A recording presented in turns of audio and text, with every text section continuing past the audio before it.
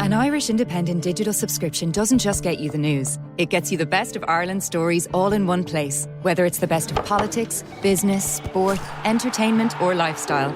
Get it all for just €4 a month for 12 months when you first subscribe. Visit independent.ie/subscribe today. Irish Independent. Terms and conditions apply. Cancel anytime. Joey, don't get used to this crack of like it's not live on radio at 7 o'clock, so you can yeah. Oh, it's a podcast. It doesn't matter. Good wait. I know. Thought this was meant to be easier. No. Welcome everybody. It is not the Monday panel. Happy to say that Conor McKeon here once again. Hello, Conor. Hello, Joe. Have you missed a Monday yet? I don't think so. Yeah, apparently you dropped me off last Monday for somebody more important or something more important. So. There was the Republic of Ireland International that we had to talk about. Still not sure what the thought process led to me being dropped. Otherwise, though, ever present, Michael Verney back again. Good to be back, Joe. Do you realise the clip of you talking about a woman lying about being pregnant has had nearly 200,000 views across social media platforms? It's a crazy world we live in, isn't it? It sure is. It's the best journalism you've done all year. Yeah. That's harsh. No, it's not. It's most certainly not. And Conan Doherty is being dragged along for the ride. Hello. Hi, Joe. Good to be here. So this is not the Monday panel. It's starting to look like me as I look at you three as a bit of a GAA takeover. I'm not really sure what else we're going to talk about, but that's okay given the weekend that was. I would usually do this elsewhere, but I just want to read an email or two if I haven't taken up enough of your time already for a quick moment. So on Friday's panel, we were talking about people spending lots of money on sporting events, and Donal emailed in to say, great work, lads. Really enjoying the new podcast. That's the wrong email. Yes, listening back to Friday's pod, I have a relatable story. A few weeks ago, I made a last-minute decision to go to the Formula One in Monza. Happy enough, general admission tickets, €100. I thought I'll go. Anyway, we're in the queue to the ticket booth at the track. A very angry American guy and his partner in front of us. I got the sense he'd been swindled, didn't want to ask. When we got to the front of the queue, I overheard him telling the seller he had just paid €1,600 for 2 fake tickets and he wanted to buy 2 more. The seller told him general admission were the cheapest at €100. His partner said, we've come all this way, we're not doing general admission. So he parted ways with a further $900 for 2 tickets. Madness. Cheers, says Rory. So I think that's okay. You know, rich Americans, $900, you know. They could have charged him anything, I'd say. Anything. He would have paid it. Yeah. And then this is more of a nuts and bolts type email, as opposed to editorially interesting. Greetings one and all. Well done on the podcast. Perfect balance and well thought out. I mean, ironically, it's just blind panic behind the scenes, but we'll take well thought out. Any chance, I'm reading this because quite a few people have asked this, any chance of you putting in times of each segment on your show notes? I'm not always interested in all your topics. Nothing to do with your work. I'm just not a rugby fan. I sustained an injury playing 5-a-side football, getting too old, and not being able to run at the moment or go to the gym. I don't have my usual time for podcasts as I would normally, and I'm in a similar position to Joe with a toddler in the house. Just a suggestion, keep up the great work, Kevin. It was a very polite, pleasant email, Kevin. Other people have been far more demanding on this front.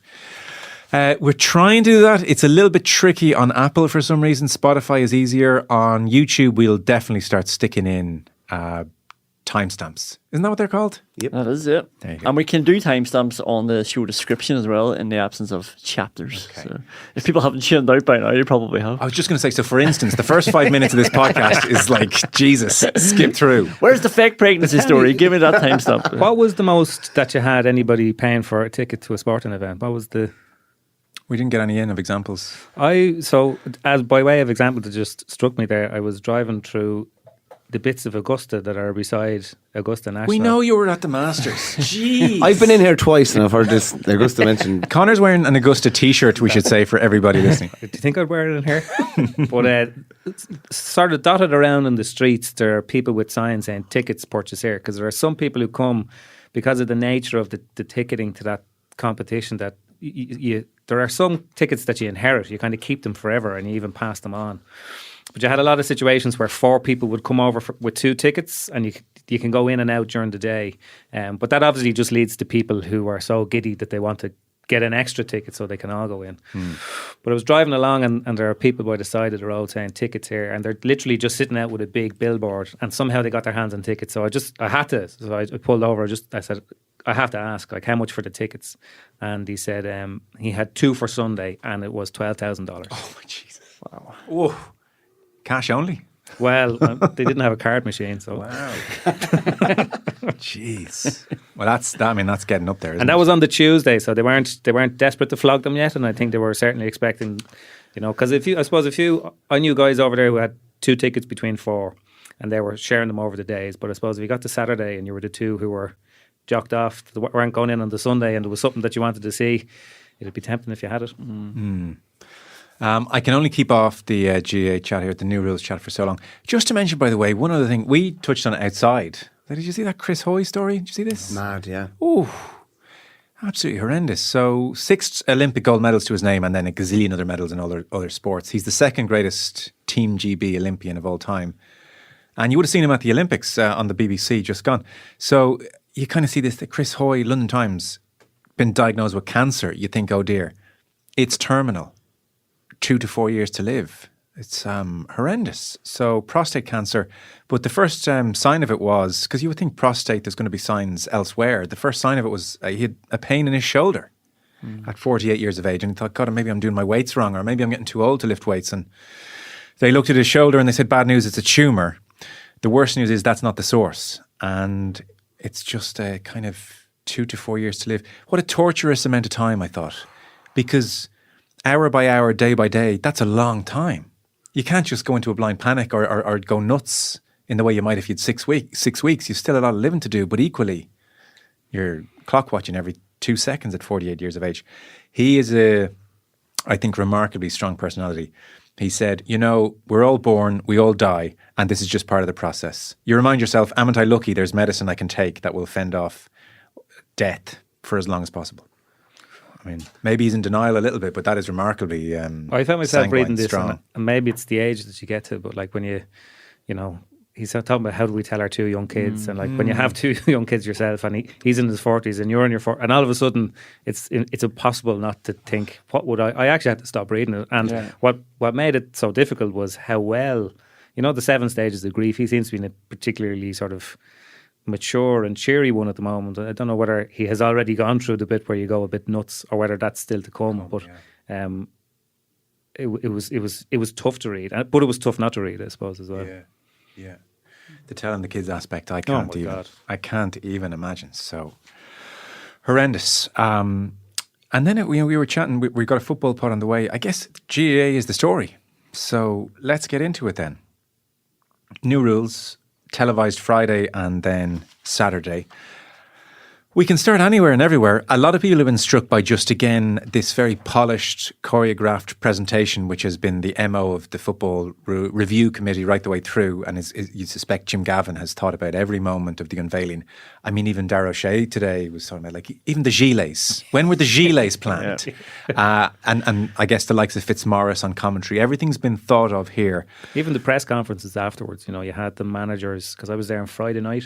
So you had the managers and a player, but you also had an FRC member. So they were making sure that every kind of thing that was spoken about it, that there was, not that they were forcing managers and players to say, tell them it's great, but they were there to kind of offer either the counterpoint or to agree or to expand on it. Yes. And even like the first game on Friday was not good. And James Horan and Colm Collins were there, as well as Pádraig Joyce.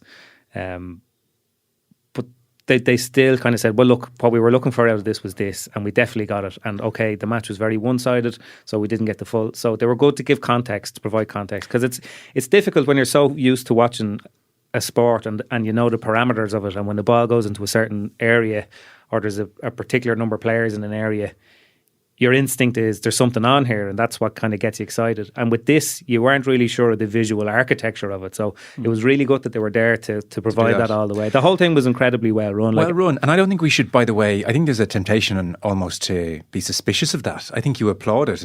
What a phenomenal job they've done. Were you all happy enough that Fitzmaurice was on the TV commentary? Somebody asked me if they thought that was a bit too much propaganda, and I was arguing that, do you know what, I think from the committee's point of view, everything up to and including Saturday night and the TV broadcast, I think that's within their rightful domain.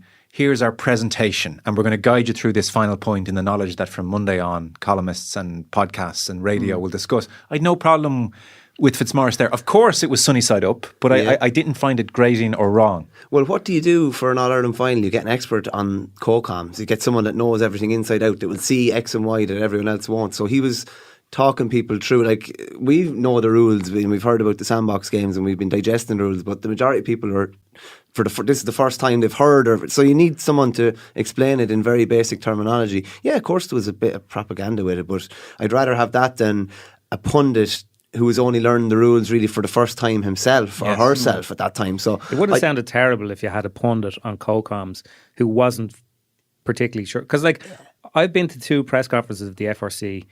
We did a podcast about it here the following week, and still watching it in real time, it was hard. Oh yeah, that's that thing. And what was that rule? Is it supposed? So you needed that. And like, they had 4 quarters as well, and a preview where they had 3 people, the Kieran Whelan and Peter Canavan and whoever else. So they were on hand to provide, if you want to call it, a neutral critique. take. Critique. Yeah. Whereas I think that's once it was going to be live on television, like, it would have sounded really bad to have a co-com saying, geez, I don't know what's going on there. Yeah, or even I don't like that, or I'd question that, Eamon, because I think you're only 10 minutes into a small sample size anyway. Yeah, but like just last week we had in the Derry semi-final, RT were showing it, and Murray was talking about the old square ball rule. So there was a goal late on, and he was questioning whether this was going to be brought back for square ball. This is the main commentator. There was nobody there to pull him up on it, to correct him.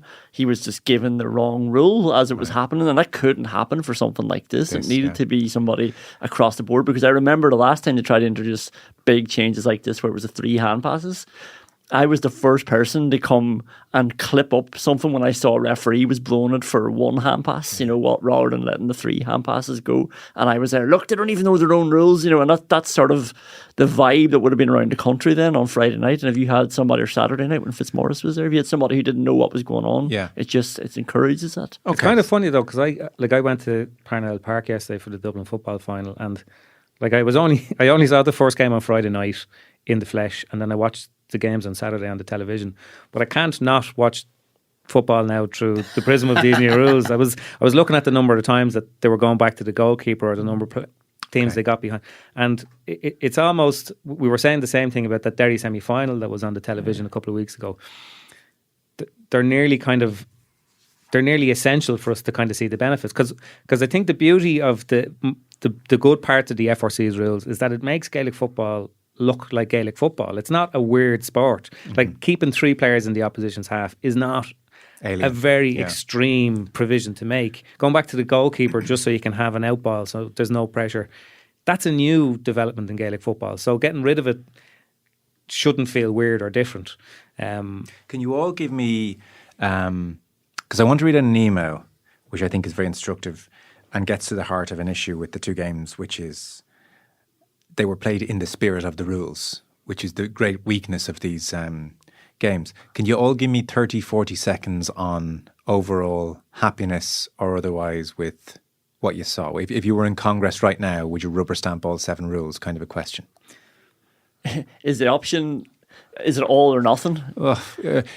Within reason, for time purposes, you can list off your few that you would reject and keep. Because if it was all or nothing, I would say, okay, just give them to me. Because I was I got caught out. What you were saying about, you sort of know the rhythm of a game now. I got caught out on Friday when the first game happened. I was like, I'll put a bit of dinner on here, and the amount of time I had to stop and be like, what is happening? It's very hard to check your phone. And so fast now, like, it's just the ball turned over, it's going back up the pitch. So much is happening. Whereas before, I used to, like, when I was doing analysis on games, honestly, you could fast forward 2 minutes, no problem, because you can see the hand passing happening. Just on that as well, when we're filing an online report, you can actually, and it's on the whistle, like, you can actually look down based on the noise you can hear, and it's been, go lateral, going across the field, and you can be like that, and then you can just kind of take a look up, but you can't do that anymore, and like, that has to be a brilliant thing. Yeah. But you can't take your eyes off the game. It has to be a brilliant thing. You can't take it off. There's too much happening. It's just, it's magnetic now because the ball's being turned over. I was thinking if there's a big atmosphere here in a game that actually mattered, this is going to be electric, the way this is going up and down the pitch.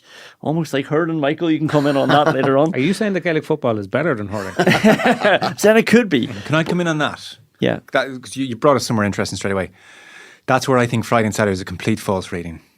There is not a chance in hell that level of turnover will be tolerated for more than 10 seconds by any manager come championship time. I sat through, and look, the quality of scores made it an okay watch, but it was a tough slog. I was at Galway, Donegal in the All-Ireland semi-final this year. At all times, Galway had 2v2 in the other end of the pitch. At all times, 2v2. And it was Shane Walsh and Comer. No Donegal sweeper hanging back there, just a straight on 2v2. Not once in 70 minutes did Pádraig Joyce's team win possession and say, do you know what, Walsh, give me a 30-yard dash and I'm going to kick it up to you. Not once. And so whether it's 2 up there or 3 up there, Galway in next year's All-Ireland semi-final are not going to kick it up in the same way, because they had a Jim Gavin dream in that semi-final and they didn't do it. Now, I really do think what happened on Friday and Saturday, humans are suggestible, and I just think they played in the spirit of the rules. Yeah. So I guarantee you those same games with those same rules, if it was an All-Ireland final or semi-final, when possession is won, the first thought still in the player's head would be hand pass, hand pass, hand pass. Let's take our time and let's plod into the half. And actually, we only have to break down 11 instead of 14. The number of I actually found Friday painful to watch because the number of turnovers were actually ridiculous. It was like, this is really poor. There's never going to be that level of risk, I think, in a championship game. It was great for sure on Friday and Saturday, but I don't think that rule actually is going to have the effect we're all talking about. I just think it changes the pattern, because it's not like we're going to be starting from a Donegal Galway point of view where there's a 4-minute possession and then it's turned over and there's 2 up, but it's like the game's already been defending for 4 minutes. The game is just stretched. It feels like, I completely agree, there's definitely a spirit of the game, definitely more kicking, more sort of laissez-faire. Let's just try something out here. But I just think it's that fast now. It's going to be turned over that often that it's going to be harder to get set into those positions. Now, the biggest threat to that is the goalkeeper rule, like letting the goalkeeper come out, because like you say, it's only 11 you have to break down.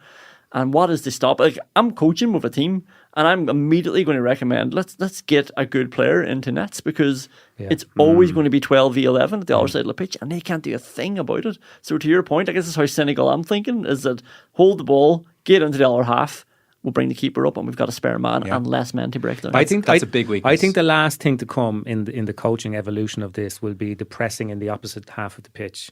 I asked James Horan about this, like which of the rules would kind of get your spidey senses tingling if you were a coach. And he said, well, like if you take that sweep where you have to have 3 players in the opposition's half, you can't go back to the keeper in their own half, and the kickouts have to be on the 20.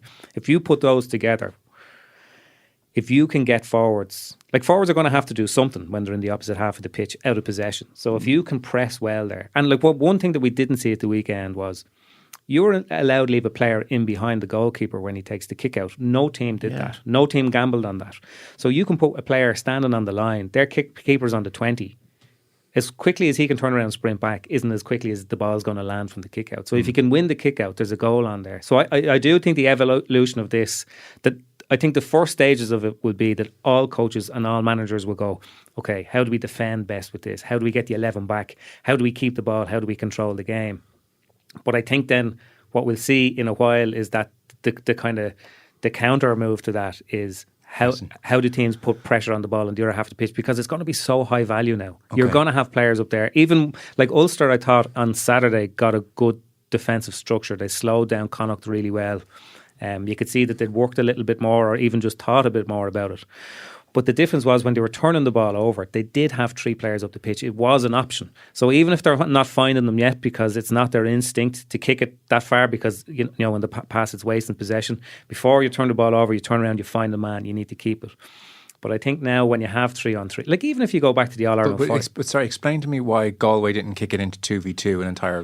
I'd have to go back and watch it again, but like my read of why Galway kept 2 up last year in the championship was because Comer and Walsh weren't particularly mobile. Yeah. And they both had injuries, and you could tell by the All-Ireland final.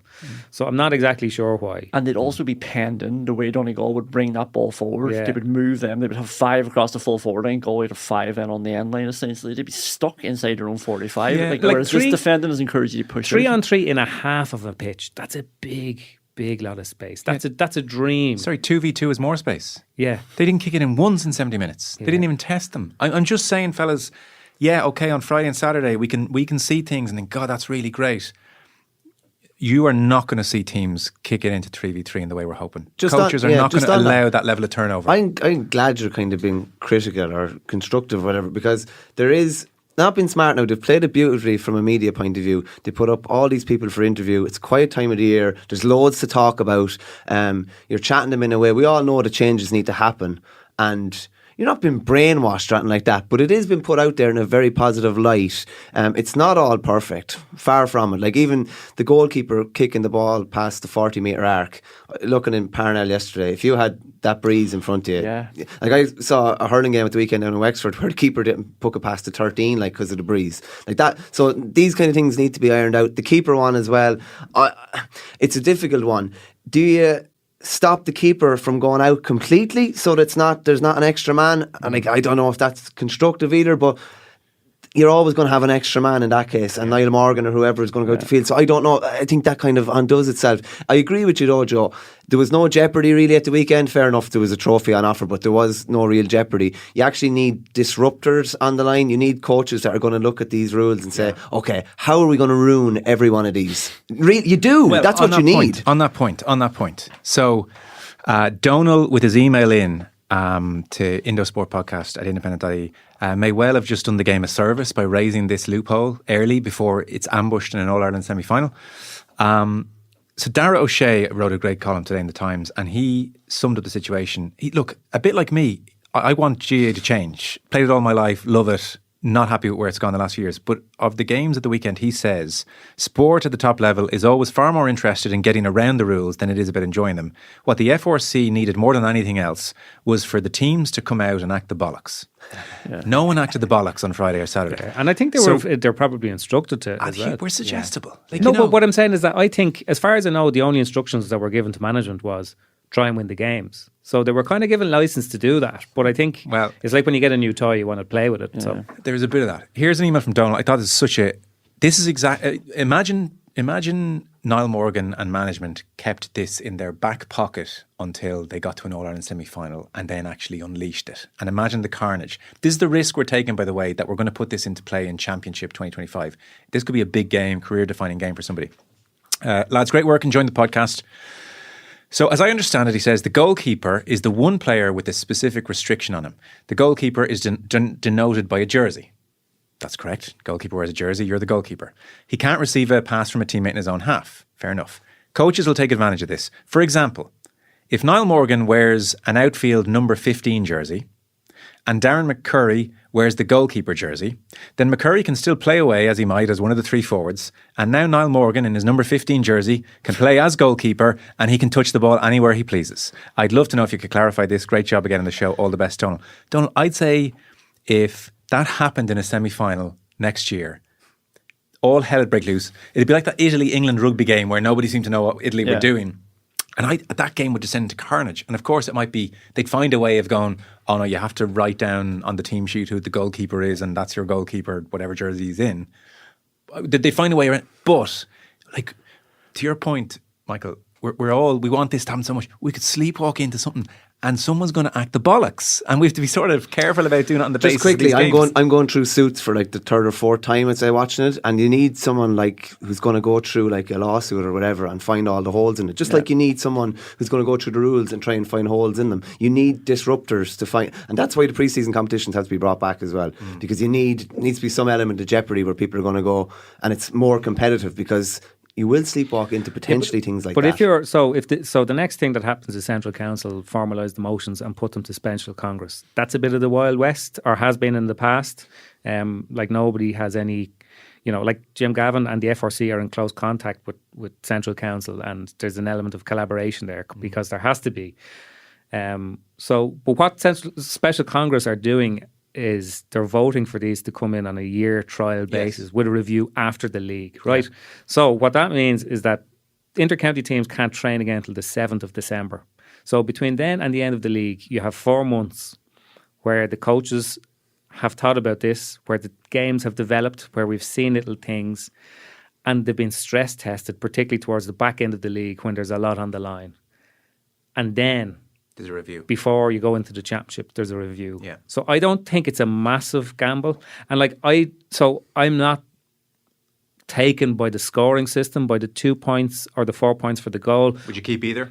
I don't know. But if I was in Special Congress, I think the FRC have won enough kudos with what they've brought to the table and how they've done it, that they should just back them and trust that in 4 months' time at the end of the league, if any of these things are standing out as being too egregious, that it's causing too many problems, it's not having the intended effect, or there are unintended consequences we hadn't foreseen, well, then you can change. Now, we can all agree there's no need to wave a white flag and then a red flag, but that's a minor issue. Yeah. And I don't think 2 points for a free from outside the No. or a 45, I don't think that works either. I'm sort of with you, by the way, so I'm sort of picking holes here, but my overall sense is as well that the F4C have done a good enough job here to earn the right to just, you know what? Yeah. You've thought about this more than anyone else, and those games on Friday and Saturday were such a bad road testing, really. Let's just stamp them through and let's take the risk in the league. That's what I do. I enjoyed the road testing more than you did, I think. Did you not think it was so exhibition-y? It was hard to buy into it. But I think that's probably an insight into maybe how we can move the game. That we've been so conditioned to trying to break 15 players down that whatever about the importance of the match, having 11 players there now is going to be way easier for teams. There's like you can see how easy some of the movement was, even like Killian Spillane playing on 2 losing matches, but it's just like, yeah, give it to me here, just running out and winning the ball, and there is that space, and boys are kicking it. But I agree with Conor that I think the scoring system is one thing that I would really be not against, but like I don't know what the need is if you're changing the rules. Like, do you need to change the scoring system as well? Surely the new rules should be sufficient enough. My worry with incentivising, obviously, the goals with 4 points is you're also incentivising we must not concede. Yeah, and also the beauty of the real beauty of a long range point is that somebody had the bravery to do it when it was worth the same as a 20-meter point.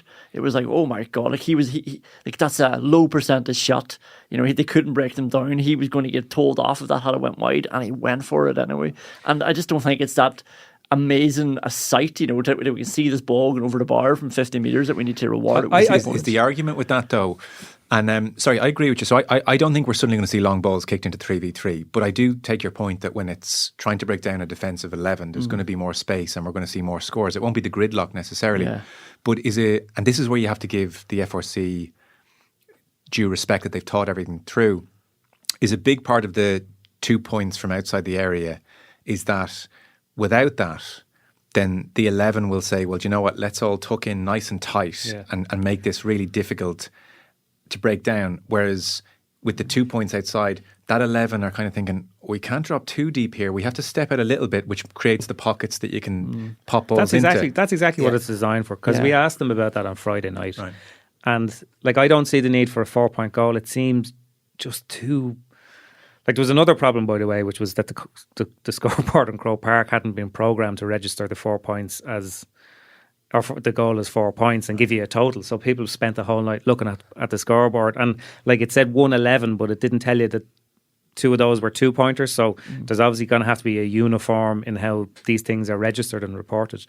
But I suppose the point is that if you go back to last year's All-Ireland, I'd always take the All-Ireland semi-finals and final as being the kind of the marker for where Gaelic football is, because that's where it's being played at its highest level at a particular time. And if you wanted to set up a team not to concede a goal, you could do a very, very good job of it. Yeah. And I suppose if you move that down to 11, you're still increasing it, but you know, the overload with the goalkeeper, does that create many goals? Not really. It creates maybe an extra point chance. But I think even with 11 players defending deep, you can stop teams scoring goals. But the 2-point is kind of an incentive or whatever for you to have your defensive line that little bit higher. Because look at Rian O'Neill on Saturday night. Like, that was incredible. Yeah. Like, I know Niall Morgan looks brilliant when he does it, but Rian O'Neill is striking the ball. He looks like he's kicking a 10-yard pass to somebody's chest, and the thing is sailing over the bar. And I think it's really interesting because it's exactly the thing that inter-county players have been coached over the last 5-6 years not to do. Yes. I know. Nobody, what was there? Shane Walsh. Was it one year when Dublin got to the All-Ireland final that hadn't taken a shot from outside? Yeah, whatever it was back in the day. So I can understand the incentivizer, but it just seems a bit weird in real time because we're all used to the scoreboard ticking up by 1 all the time, and it takes a bit of getting used to. So are we all rejecting 4 points for a goal? I sort of am as well. I'd keep 2 points and I'd lose 4 points. The 2 and the 4 go hand in hand though, so they're trying to draw you out. So that they're trying to make sure that you have to push out to stop the 2-point shot, basically. And then by drawing, if they come out, they're trying to incentivise the longer ball in, and obviously saying that 3 is not enough. 3 probably is enough, though, I is think it? 4 is a good old. 4 is a lot. helping, Just an you know? unintended consequence of this, like it's going to suit the better teams. Well, that is the big thing. Like the we're talking gap about will widen, we're talking about Hammerons in Leinster or Well, whatever. how like, so? Explain that to me, fellas. Like the better kicking teams, Okay. the Dubs, etc.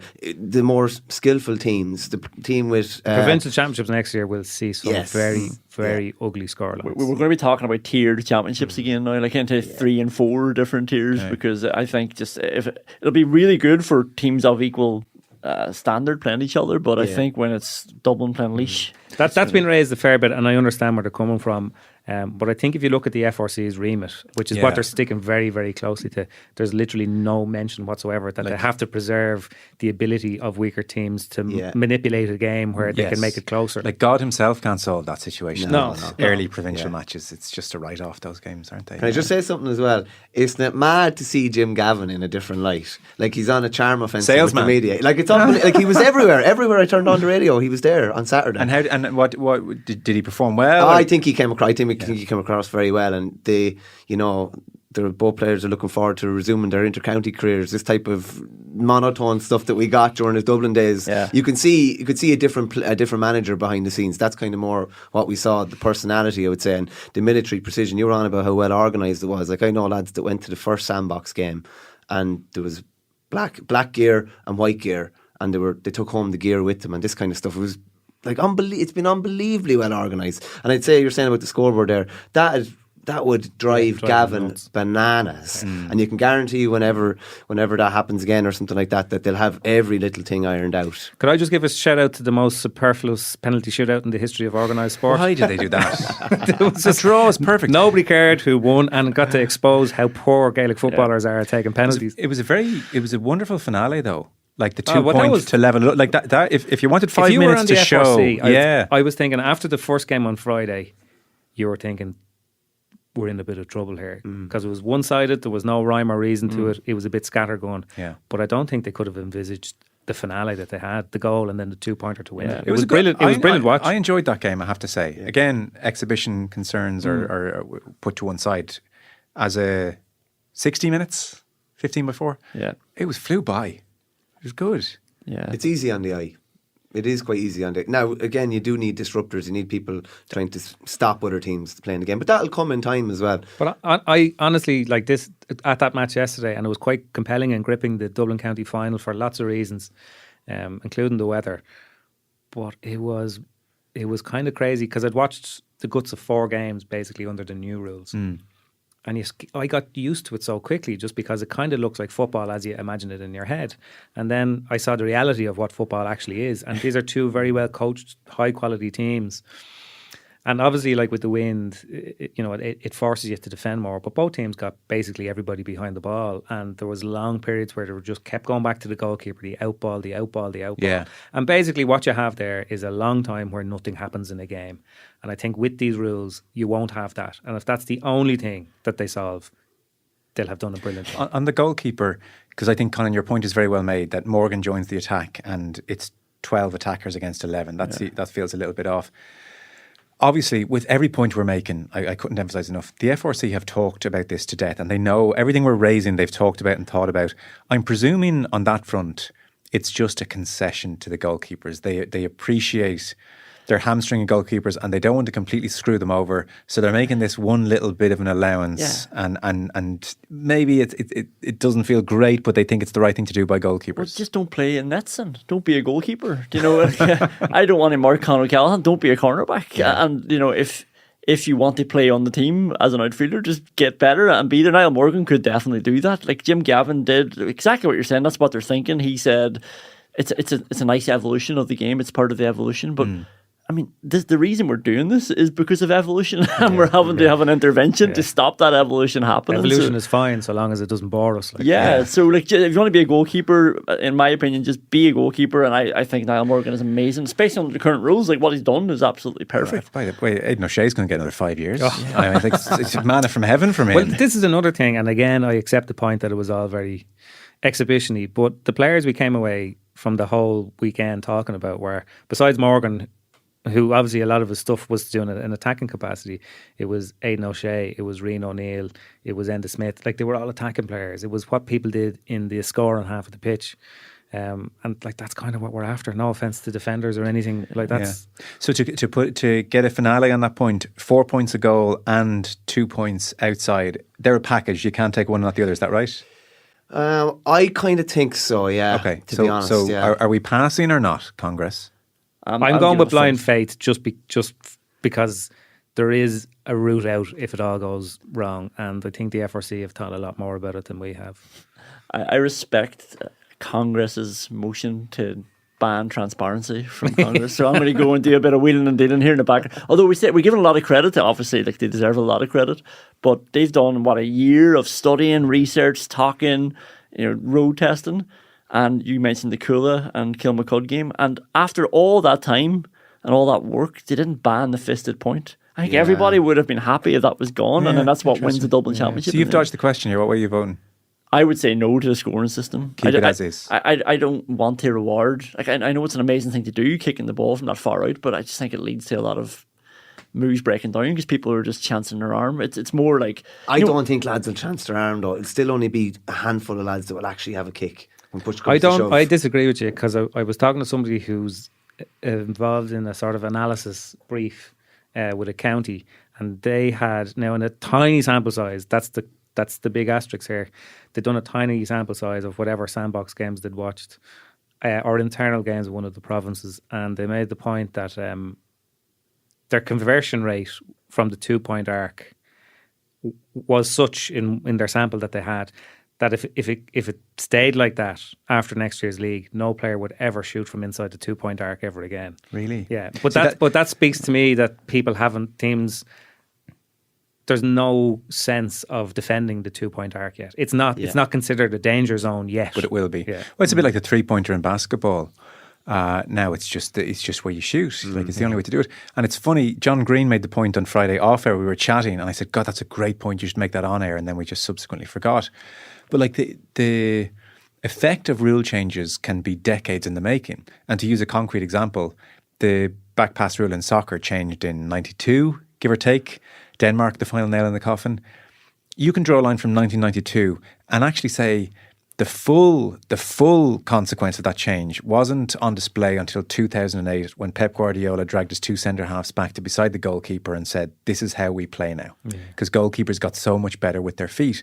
And now another 10 years on, plus change, you're seeing the full effect of the back pass rule when you watch a game. It's transformed it, but it took... If you go from a game in 1994, goalkeepers still crap with their feet, kicked everything long, etc., to where we are now 30 years later... That's the interesting thing. It comes back to your point about shooting outside the 2 point line, or what kind of players are going to now come through over the next 10 years if they do pass these rules. There's going to be an initial change, and then there's going to be who's the Steph Curry who's going to really transform it. Last one. How would you feel? Why is it the last one? No. Are you wrapping things up? No, yeah. Sorry, Michael. Sorry. Verney's got a hurling match to watch. Just getting it in the ear here to wrap this up. If you're... Paddy Burns was very good at the weekend. I thought he spoke very, very well. If you're an All-Ireland champion going into 2025, and these are the rules you've played all your life, and you're not saying elder statesman, but if you're in your early 30s and you're playing inside defender, you want the old rules, don't you? Like, it's like when the helmet rule came in. A couple of lads probably did retire from county hurling. Dermot O'Sullivan and a couple more. You want the old Michael rules, Murphy. Michael Murphy wrote a piece last week, and he was basically saying, as a player in the GPA surveys, he always voted against any change. Yeah. And now that he's out of the game, he's like, okay, I'll have changed now. But like, you're not messing with my career. Yeah, last one. I'd say when it's the last one. but what is that? Because is it like some sort of Stockholm syndrome as well? Like, where so many players who come out, like even the ones being interviewed on TV, in fairness to the FRC, they were allowing that to happen as well, which is what we want. But most of them, is it just a safety blanket? I don't think players don't see games as being entertaining or otherwise. They just see it as try and be good and try and win matches. And when somebody comes along and you've been coached a certain way and you've absorbed all this information and you're starting to get good at what you do, Paddy Burns in his case being an All-Ireland champion now, and somebody goes, well, we're actually redrawing the pitch and you have to do all this other stuff. That's like, I mean, there's total hostility there. Of course there is. Like, if you're a cornerback and you've refined your attacking skills, and now you've been told, actually, the first thing we want in the cornerback is, can you man mark? You might feel very hard done by all of a sudden. But I think what was really interesting about all of this was that until about 6 weeks ago, there was a very big body of opinion in Gaelic football that it's not that bad and there's a lot of good games and the standard has never been higher and the wheel will turn. And then when people started to get this kind of chink of light that there might be an alternative and it could be this, everybody kind of went, oh no, it's terrible. We need to change it completely. I can't believe that. There's nobody left. You can't find any, even Kieran McGeeney somewhere is saying, the game's shite. It's unbelievable. Yeah, I have a theory though as well that a lot of players, a lot of teams think that they're further down the road than they actually are because the game is a bit more easy at the minute. It's easier to keep it tight. Yes. So you think, well, geez, we ran the Champions close for 50 minutes there because it's easy to do that. But in reality, once it comes down to it and the game opens up, they beat you anyway, and the stats bear out that they usually do. So you're not thinking about legacy as well. You're not thinking about what you want the game to be in 15 years. You're thinking, how can I get more medals in my back pocket over the next couple of years? You don't and care if whether I've people got, enjoy it either. if I've gotten really good or we've gotten really good at playing this style, let's try and play this for another couple of years and max out what we can max out of a career. So But I can't understand it. Everybody's been coached the same way though. So again, like you think you've perfected that style. You're thinking next year, like we're going to do it. Everybody's doing the same thing in training. How do you spread these defenders out? Sprint at that guy to free up a loop runner. Like it's just everyone's doing those same passes to play, but they think because they're only concerned. It's like every club team rates their own club players a little bit higher than you actually really are. Like, I can't believe he's not in the county team. Yeah, I think next year, even though it's going to be a trial year, it's actually going to be a bit of a misread, and it's going to be a lot of fun too because there's going to be all sorts of quirks and nooks and crannies, and people are going to find things out. And I think certain teams, particularly who know that they're more than likely going to be still there in the championship, might even keep stuff back that they figured out until the very end. I could imagine, but for Donal spotting it, I could absolutely see an unveiling late on in the championship of Niall Morgan wearing the 15 jersey and boom. Yeah. Something like that. But like, do you know what? Great. I'm just here for the crack as well. So you know. Find whatever. Some people just want to watch the world burn, don't they? What's interesting as well, Joe, is what you said about the back pass there. If these rules come in and you have guys and girls coaching different ways, Well, it won't be girls. the whole way by the up. way, girls, by the way, there is now really is a different sport. Yeah, no, but I'm even saying like women coaches within Gaelic football. Shall we say? Yes, yeah. They're going to be coaching a different way, and all of a sudden what's the game going to look like in 20 years? What are those rules going to look like? It could be fascinating, really. Yeah. I know when we did the podcast here about it, Colin made the point that coaches will kind of, revel in this. But I think there's a lot of coaches out there, particularly the ones that are getting paid a lot of money for what they have, will be a little bit worried because everything they know is wrong now. Correct. You have to redraw all your lines. There's different amount of space everywhere else. 1,000%, yeah. We're all keeping the 50-metre punishment for stopping a quick free. What a great rule. Rubber stamp done. Yeah. Handing the ball back as well. No debate needed. I didn't really. But that's where Darragh O'Shea's going, come on now. Is someone going to act the bollocks here or not? You have to give it a little kiss before you give it to him. Just, you walk backwards with the ball as you're about to give it and you take another 5 seconds. I love the fact you can't give it to the referee because that was always a great out. Yeah. Just hand it there and it's like there's wasting nothing they can do. Like I'm giving it to the referee. Call him sir and give it to him. Physicality removed from the game was one of the complaints I saw. I think that was part of the exhibition vibe that you're talking about, and so you're taking my exhibition point when it suits you. Yeah, when it suits me, definitely. One of the players did make that point that it's harder to get contact because the ball's moving that fast. It's like, well, that's fine, is it not? Like, surely we would take that. Yeah, there'll be some physicality, surely. What you'd love to see is, remember Nigel Dunn did a piece, first person piece on the Sandbox games, and he said, hopefully what we'll see is James O'Donoghue versus Key Higgins 2014 All-Ireland semi-final replay over and over and over again. Brilliant attacking, but it'll encourage brilliant defending. Like really good one-on-one defenders now. Yeah. Like that. Like when was the last time you remember a great duel like that? Fitzsimons and Clifford, maybe. Yeah, that was it because that game was played on those terms. But like I remember, like when, working in here and covering All Ireland finals since 2006, and like up until about 5 years ago, you'd spend a week talking about what the matchups were. And now they're totally irrelevant. Like they're not a thing, So, fellas, it sounds like in broad terms, you'd all largely, a quibble or two at the scoring, in your case, Conan, but you'd all say, do you know what, in the FRC we trust. If I can order one of those gilets online, I'm getting one, and you're voting yes. Is that kind of the gist here? Well, I would, I'd like to, I think that there's enough good points in all of them that they're worthy of a 4-month trial in the league. Yeah. Fair point. It's hard to argue with that, Michael. Yeah, so just if we're not happy after the league, there's a review. How much could be ripped up then before? That's a good question. Yeah. And what would concern me is that even, I know we're talking about pre-season games, but even the league, people talk about not taking too seriously. And I know there was a Zoom call with some of the managers, the county managers were on it, and a lot of them didn't speak. Almost like they're just there gathering information, nodding along. Let's see what everybody else is doing, and I'll just keep everything to myself, which I'd imagine a lot of them, like imagine Jim McGuinness, he's not going to show what he wants to do in the league. No, that is the thing. I mean, to hark back to the Niall Morgan example, because it's a good one. Why would you show that to the FRC in the league?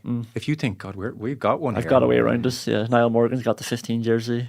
But you'd wait until Ulster final or further on if you're feeling super confident. Yeah, I think it really encourages high football IQ from all your players, and for them to, not just the coaches to be coaching X, Y or Z, but for the players to think outside the box. How can we find a loophole here? Like, remember that sideline Jamie Barron took years ago, where he just went over, or was it? No, it was Shane Bennett touched the ball and nobody noticed, and Jamie Barron came over, picked the ball up and put it over the bar, and it was right. All you have to be is 13 yards away, someone touches the ball and then the ball is in play. No one had ever really tried it before. Rooney and Giggs, you're thinking of, that's the example. Well, because we have a lot of coaching innovation. Maybe we've sort of lost the art of players showing a bit of cuteness, and this might allow them to do it. Just by the way, on that final at Parnell Park, Coola 14 points, Kilmacud 110. So the 4 in a row is stopped by Coola. They are football champions for the first time since... Ever. Okay. First final since 88. I was driving by Parnell Park. I'm in that vague area. And honest to God, it felt like a million people in red and white were just marching up Collins Avenue en masse. And I thought, how are they all here at exactly the same time? And of course, you explained to me. They rented a dart. So it just meant that it wasn't stopping at those really rough stations in Stillorgan. You're actually for real, are you? Yeah. That's brilliant. There was nobody in Parnell Park at 2:10 yesterday, and by 2:15 the place was thronged. Sorry, they rented a dart across the capital city on a Sunday. They sure did. Brilliant. That's how they roll. What is the equivalent in Dalkey if there won't be a cow milked for a week? There won't be a Tesla charged. Oh, brilliant.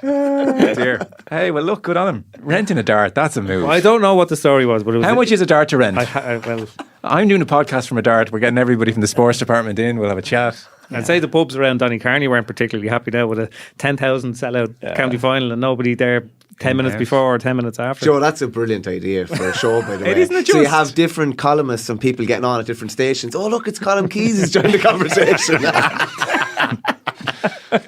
Michael Verney gets in last one. Yeah. I have to say, I didn't actually I didn't realise darts were available to rent. Neither did I, but... well, I mean, charter, is that what the correct term is? Charter, yeah. Yeah, a plane, not a dart. Charter dart. There's their advertising campaign, lads. I've literally never heard of that. Anyway, are we done? I just want to say a quick one about Adam Screeney in the Offaly final yesterday. Give us. I don't know anything about this. Kilcormac were going for 2 in a row with a largely very young team. I think 7 under 20, him being the star man or whatever. And we were sitting up in a lovely, probably overheated press box, and you're kind of wondering, why did he miss this or why did he miss that? And you go down to the pitch, and it was like a tornado down there. Yeah, and he finished with 6 from play. Like, he's 19. The conditions were horrible. He's a chap of a fella. Like, he's so slight, and he was still able to perform to his best with everything against him, you would say. So is this guy going to be top? Yeah, I think it's going to take, like, people are like, he's not ready for senior. Now, he probably won't be like his best at senior for maybe 5 or 6 years. Right. But over the last 12 months, he's won 2 Offaly senior titles, an Offaly under 20 title, a fresher league in All Ireland with Joel, Leinster and All Ireland under 20 with Offaly, and a Joe McDonough. And he's a common denominator, I presume. He is. He's and a touch of class. Am I right in saying that's the second year in a row Kilcormac Calahi have won Senior 1 and Senior 2 in Offaly? Yeah. So worrying really for everybody else, to be honest with you. We did beat them in the under 15A final at the weekend, thank God. That's the big one. So 6-7 years time, here's hoping. Yeah. A last one then. Does what happened at Croke Park on Friday or Saturday and the Rubber Stamina Congress, does it mean anything for hurling? It'll probably mean, like, the question that immediately popped into my head any time I was interviewing anyone is, what rule would you like to change in hurling, or what change would you make? I'd say we're a few years away from making any major changes. Well, the countdown clock. I mean, if the countdown clock is there for football and there's a hooter, is the countdown for Yeah, there was football. there was a hooter. Yeah, But was that a rule trial? yeah, that was part of it. Yeah, so there's I thought that was more like a bit like the quarters. We're just doing that for tonight, no. So Marty. the quarters were brought in because the GPA in consultation Yeah. said, well, players are playing 2 games in 24 hours. It's kind of technically out of season. Yeah. We need a kind of a break. But the countdown clock could be there next year. The countdown clock is one of the proposals. But I mean, it's a With a strange thing hooter. to say about 2 separate games. But that's why they kept stopping the clock. So, a great innovation as well, I thought, was the referees being mic'd up. Oh, so you brilliant, yeah. could hear them saying, "Okay, we're stopping the clock here." And if Aidan O'Shea got a point at the end of the first game on the Friday, where it was a big skyscraper and the hooter went while the ball was in the air. But a funny part of that was a couple of times the dart went past and they beat the horn and everyone thought it was the end of the quarter. Was that a Dalkey trial? One of the cooler ways to interest. But you know, obviously they're separate sports, but I just like that there is a link between them as much as possible. I sort of think if the clock is counting down in football, I'd like it in hurling. Oh, that makes perfect sense. I don't love the scoring system. An aspect, not the aspect, but an aspect I don't like is that it's now different from hurling. Yeah, suddenly 114 is different across the. Yeah, there is a bit of that. You know, like it's a big decision to make, but I guess for the greater good, you know. It's going to be mad to see like 1-1-14 or whatever it's going to be reporting wise. There was a big conversation in here because John Green told me about it, and they were saying, "Well, how do we report this?" And they were saying, "Well, you have to put 1, 2," and then so, but what if one of them is a 2-point free? So there's now about 6 categories of scorers, and it looks like kind of hieroglyphics on the page. But maybe we'll all look back in a couple of years and sort of laugh at how silly we were about the minor points. Yeah. You know? Conor McKeon, 1 mark, 1 free, 1 2-point free, 1 2.45, 1 4-point goal. Like that's going to be the sort of brackets now that's going behind your name on the player, right? Yeah. Alrighty, we're pretty much done. That was not the Monday panel. GAA takeover largely. Congress is in November. It's first weekend in November, yeah. Oh right. Yeah. Okay. So it's going to happen pretty soon. Geez, all hell break loose if they don't pass it. You know. Yeah, I'm interested to find out as well. They had Rob Carroll who collates a lot of statistics, and actually I have the FRC report, which is 100 pages long, a couple of 100 pages long.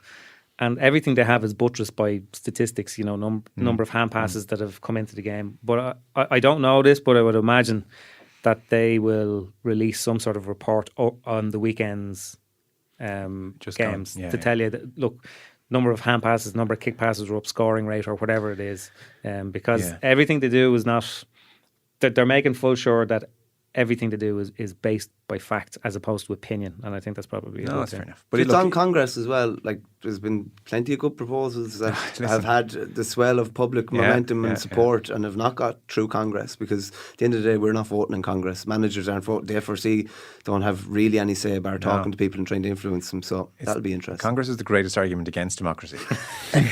But even the ref, Mike, it was all very nice. Well, it was all very nice. Do you know what? Not that I didn't have a sort of high opinion of referees. Like they're the best football referees, but I had a higher opinion after watching it on television. They were brilliant. They were really good. But next year you're going to have players coming over and unloading on them. Yeah. As opposed to David. What was the story there? Well, you can only have one. You can't. You can only have one player. It can only be the captain. Only captain can talk under those rules. Which is a new innovation that no other sport has ever done. Lads, let's talk next year when there's 8 of them screaming in his face in an All-Ireland But even final. David Coulter saying that I think one of the players was looking for the vanishing foam for the free, and he says, apologies, it fell out of my pocket, I don't have it. No, that was lovely. Yeah, it's really nice. It humanises them actually, which is good. I do worry about this at club level. Not the how would a referee do this? I mean, the power that some referees be given. They're not as well trained. They're not as experienced. They're more likely to get hot under the collar. I suppose the point about a lot of these things is that that's all true, but the point is that they're trying to like change a culture. It's difficult. So the point is that, okay, as hard as it is at the start, eventually everyone just becomes attuned into it because that's the way it goes. If I was a betting man, and Horn alluded to it last week, I don't think this will be here for club next year. I think it gives a year at the top level to settle down and then let it bleed down. Not ideal, but if I was a betting man, I'd say that's what they'll do. Rather than, they're going to have enough problems on the televisual situation. They just all hell breaking loose at club level from all quarters and stuff. Every week there'll be stuff. I think they'll actually say, and that's probably more. Let's keep that at bay for a year. That's probably more a GAA decision as well. As I'm not even sure the FRC's remit extends to. No. Like it is to change the sport, but the timeline I don't think is necessarily down to them. Yeah. That makes more sense, Joe, as well, because every club player will have been able to see all the county games. Yeah. It's not just coming in and it's alien to us. Do you know what I mean? And you have a year potentially to prepare, It's the smart coaching wise, playing wise. I feel like it'd be such a shame there was a club player that didn't come in, and you're watching this new exciting glittery thing like you said, and you're It's still gonna, playing. it's going to create a huge buzz around the league next year. Like next year is the first year for 3 or 4 where football and hurling are actually on the first weekend together. Usually it's one on and one off. And like, there's going to be no interest in the first round of the hurling league next year. Says who? You're down for Derry and Donegal. And We're out of time.